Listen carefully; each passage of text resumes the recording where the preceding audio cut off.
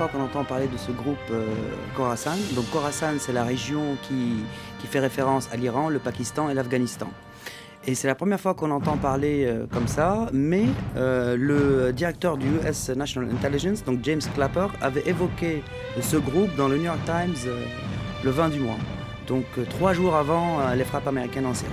Donc il faut savoir que le chef de ce groupe, donc Mohsen Al-Fadili ou Abu Oussama, il est dit, d'après les Américains, qu'il faisait partie des djihadistes proches de Ben Laden qui ont échappé d'Afghanistan en 2001 pour rejoindre l'Iran où ils ont trouvé une sorte d'asile pendant plusieurs années avant de rejoindre la Syrie aujourd'hui.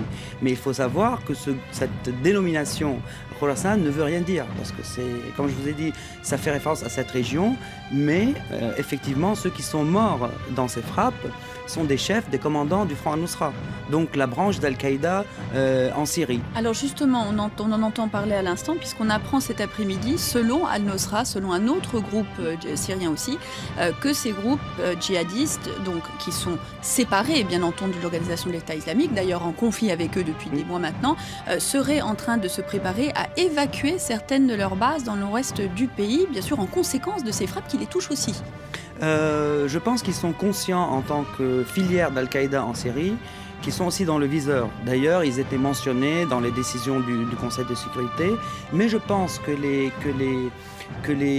ce qu'ils ont entrepris d'une manière des déclarations de bonne foi, si on peut appeler ça comme ça, en libérant un journaliste otage américain qui était chez eux, en libérant les 42 soldats de l'ONU au Golan, parce que c'était Nusra aussi qui a fait ça, ils pensaient être peut-être épargnés au moins en premier lieu. Mais aujourd'hui, on voit qu'ils sont traités au même titre que l'organisation de l'État islamique, sans oublier aussi le contexte dans le nord syrien. Parce que Al-Nusra a fait une sorte d'expansion dernièrement aux dépens de l'armée libre dans le nord. Il ne faut pas oublier que tout le commandement d'un groupe qui s'appelle Ahrar al-Sham, qui a été frappé par ailleurs d'ailleurs ces derniers jours, a aussi perdu son commandement. Donc d'une certaine manière, on est en train d'évacuer le terrain au profit des plus modernes.